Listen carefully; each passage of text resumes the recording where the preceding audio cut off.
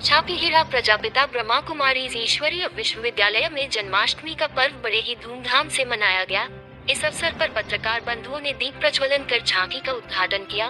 ब्रह्मा कुमारी अनीता बहन ने हमारे पत्रकार बंधु उमेश गुप्ता, महेंद्र वत्स, अमर सिंह ठाकुर, पवन विश्वकर्मा आदि का तिलक पुष्पों के द्वारा स्वागत किया। ब्रह्मा कुमारी सीमा ने श्री कृष्ण जन्माष्टमी के आध्यात्मिक रहस्य के विषय पर प्रकाश डालते हुए कहा कि श्री कृष्ण जी सतयुग में 8 जन्म लेते हैं, इसलिए हम श्री कृष्ण के 8 जन्म की जयंती जन्माष्टमी मानते हैं। श्री कृष्ण जी बड़े होकर स्वयंवर के पश्चात श्री नारायण कहलाते हैं। श्री कृष्ण सूर्यवंशी है, इसलिए नारायण के नाम में सूर्य जोड़ा जाता है। सूर्य नारायण श्री कृष्ण गोविंद हरे मुरारी है, नाथ नारायण वासुदेवा अर्थात श्री कृष्णा अपने बचपन में कृष्ण कहलाते हैं और जब थोड़ा बड़े होते हैं तो गोविंद, और जब मुरली बजाई रास किया तो हरे मुरारी, और जब राजगद्दी पर बैठे तो नाथ नारायण।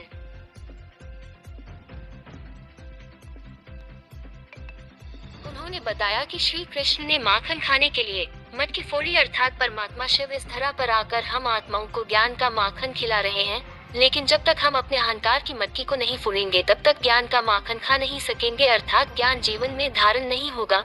श्री कृष्ण जी को पीपल के पत्ते पर दिखाया जाता है, अर्थात निकट भविष्य में भारत में श्री कृष्ण का जन्म होने वाला है। जो भारत पीपल के आकार के जैसा है वहाँ श्री कृष्णा जन्मेंगे और सुंदर दुनिया स्वर्ग फिर से स्थापित होगी। श्री कृष्णा सतयुग के प्रथम महाराज कुमार है, वही बाद में महाराजा श्री नारायण बनते हैं। हमें अपने जीवन को श्री कृष्णा समान सर्वगुण संपन्न, 16 क्लास संपूर्ण निर्विकार, मर्यादा पुरुषोत्तम, अहिंसा परमो धर्म वाला बनाना है। वहीं हमारे पत्रकार बंधु महेंद्र वत्स जी ने भी अपनी शुभ विचार रखते हुए कहा कि गीता में भगवान ने कर्म पर जोर दिया है, हमें अपने कर्म करने हैं लेकिन फल की इच्छा नहीं रखती है। वहीं बच्चों ने भी सुंदर सुंदर कृष्ण के गीतों पर नृत्य प्रस्तुतियां दी और सबका मन मोहा। ब्रह्मा कुमारी सीमा ने सभी अतिथियों को ईश्वरी सौगात भेंट कर सम्मानित किया। अंत में सभी ने मिलकर श्री कृष्ण जी की आरती की। सबको प्रसादी का वितरण कर कार्यक्रम का समापन हुआ। अर्थ होता है, जब भी हम श्री किसी के आगे जोड़ते हैं तो श्री का मतलब होता है श्रेष्ठ। श्री का कोई बहुत सारा ज्यादा लंबा चौड़ा मतलब नहीं होता है, तो श्री का मतलब होता है श्रेष्ठ। तो एक श्री जोड़ा जाता है देवी देवताओं के आगे और 2 श्री जोड़े जाते हैं परमात्मा शिव के आगे। श्री श्री शिव है ना। श्री श्री मतलब श्रेष्ठ देवी श्रेष्ठ परमात्मा, और श्रेष्ठ कौन है? हम सब में से देवी देवता है, तो इसलिए देवी देवताओं के आगे श्री जोड़ा जाता है। आजकल हम सबके आगे भी श्री और श्रीमती जोड़ा जाता है, लेकिन ये सिर्फ लगाया जाता है देवताओं के आगे।